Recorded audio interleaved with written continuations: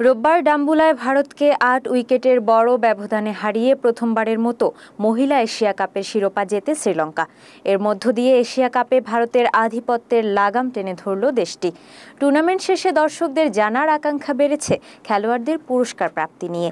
Asia কাপে champion ও runners up হয়ে কত টাকা পুরস্কার হিসেবে পেল শ্রীলঙ্কা ও ভারতের মেয়েরা, চলুন চোখ বুলিয়ে নেই সেই পরিসংখ্যানে।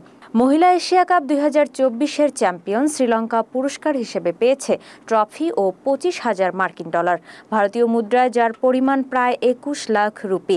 রানার্স আপ ভারত পেয়েছে ট্রফি ও $15,000 ভারতীয় মুদ্রায়, যার পরিমাণ প্রায় 12.5 লাখ রুপি। ফাইনাল ম্যাচে অপরাজিত 69 রান করে ম্যাচ সেরা নির্বাচিত হওয়া ক্রিকেটার হর্ষিতা সমরা বিক্রমে পেয়েছেন ট্রফি ও $1,500, যা ভারতীয় মুদ্রায় প্রায় 1,25,000 রুপি।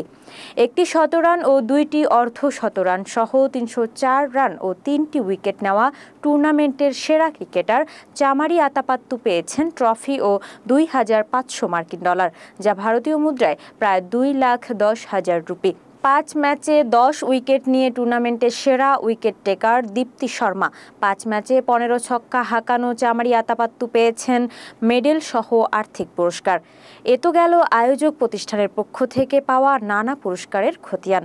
সবচেয়ে বড় পুরস্কার ঘোষণা করেছে বিজয়ী দল শ্রীলঙ্কার ক্রিকেট বোর্ড। প্রথমবারের মতো নারী এশিয়া কাপ জেতায় $1,00,000 পুরস্কার ঘোষণা করেছে সংস্থাটি, বাংলাদেশি মুদ্রায় যার পরিমাণ 1,17,00,000 টাকা। এদিকে নারী এশিয়া কাপ জেতায় এ সময়কার ক্রিকেটের পরাশক্তি শ্রীলঙ্কায় বইছে আনন্দের বন্যা।